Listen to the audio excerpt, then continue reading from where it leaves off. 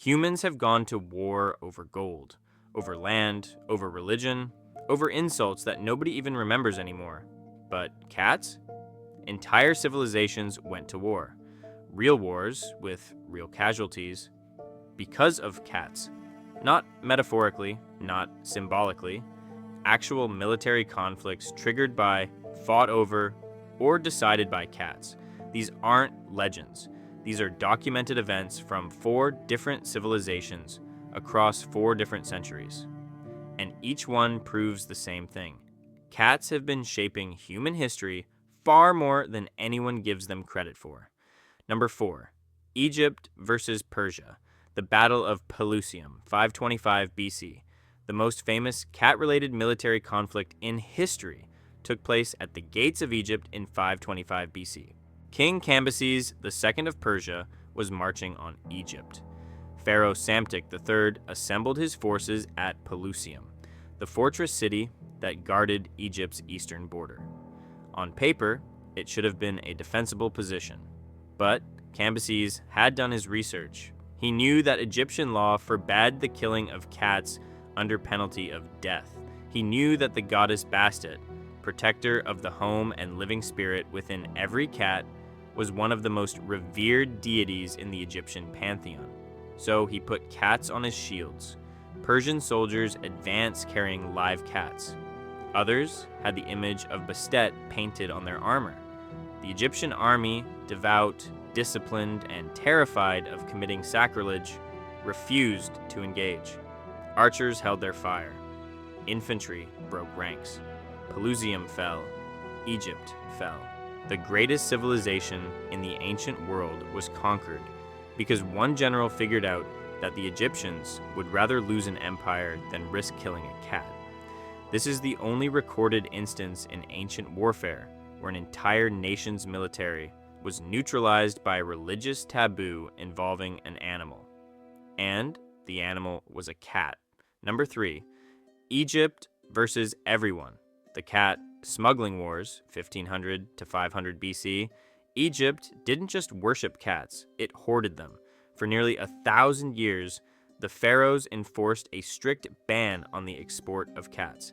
Egyptian cats were considered national strategic assets, essential for rodent control in the granaries that sustained the kingdom's economy, and sacred as living vessels of Bastet. Smuggling a cat out of Egypt was a capital offense.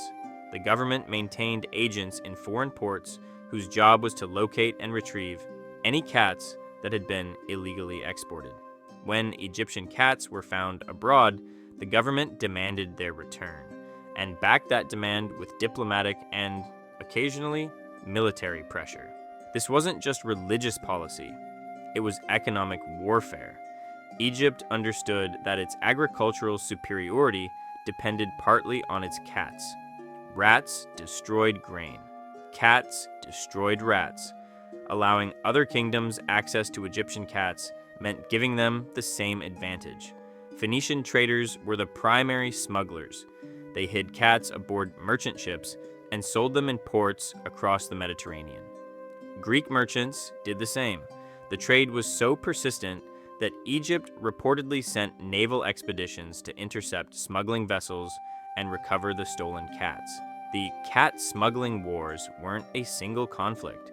They were a centuries-long campaign of enforcement, espionage, and occasionally violence, all fought over the control and distribution of domestic cats.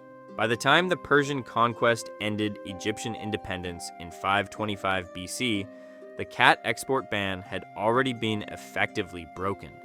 Egyptian cats had spread across the Mediterranean world, but for nearly a millennium, Egypt treated its cats the way modern nations treat nuclear technology, as a strategic asset too powerful to share. Number 2, Japan versus its own silk. Industry, the Great Cat Liberation, 1602. In 1602, Japan wasn't fighting an external enemy. It was fighting rats, and the rats were winning. Japan's silk industry, one of the country's most valuable economic engines, was being devastated by rodents. Rats were eating through silkworm cocoons by the thousands. destroying the raw material that the entire industry depended on. The economic damage was catastrophic. The problem was compounded by a cultural trend that had made things worse. Wealthy Japanese families had taken to keeping cats on leashes and in cages, treating them as luxury pets rather than working animals. Street cats were being bought, sold, and collected as status symbols. The result was predictable. With cats locked up as accessories, the rat population exploded, and the rats went straight for the silk. The Tokugawa shogunate responded with one of the most unusual government decrees in Japanese history. In 1602, the government ordered every cat in Japan to be released.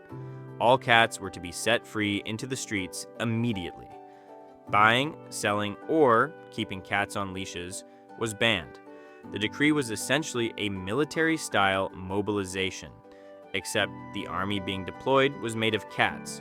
It worked. Freed cats flooded the streets and went after the rats with the instinctive efficiency that had made them valuable in the first place. The silk industry recovered. The economy stabilized. The breed that benefited most from this liberation was the Japanese bobtail, which became so associated with the nation's economic recovery that it was eventually immortalized as the maneki neko, the beckoning cat figurine, still found in Japanese businesses today. A government declared war on rats. The weapon it deployed was every cat in the country, and the cats won. Number 1. Medieval Europe versus cats, the Great Cat Massacre, 1200s to 1400s. This is the war that cats lost. Beginning in the 13th century, the Catholic Church launched a campaign against cats that would last over 200 years and contribute to one of the deadliest pandemics in human history. In 1233, Pope Gregory IX issued the papal bull Vox in Rama, which associated black cats with devil worship. The document described satanic rituals in which a black cat was kissed by heretics as part of their initiation. Whether Gregory intended to order the mass killing of cats is debated, but the effect was unmistakable. Across medieval Europe, cats, particularly black cats, were rounded up and killed. They were burned alive on feast days. They were thrown from bell towers. They were tortured as part of public festivals. In some cities, cat killing became an annual tradition, with entire communities participating in what amounted to organized pogroms against the animal. The superstition ran deep. Cats were associated with witchcraft, heresy, and demonic possession. Women who kept cats were accused of being witches. Cat ownership became dangerous, and the cat population across Europe plummeted. And then the rats came. With the cat population decimated, the rat population exploded. Rats carried fleas. Fleas carried Yersinia pestis, the bacterium that causes bubonic plague. And in 1347, the Black Death arrived in Europe. The pandemic killed an estimated 75 to 200 million people, roughly 1/3 to 1/2 of Europe's entire population. It was the deadliest catastrophe in recorded human history. Historians have debated the exact contribution of the cat massacres to the severity of the plague. The relationship is not perfectly linear. Plague transmission involves multiple factors beyond rat populations, but the correlation is striking. The regions of Europe that had most aggressively killed cats in the preceding century were, in many cases, the regions that suffered the highest plague mortality.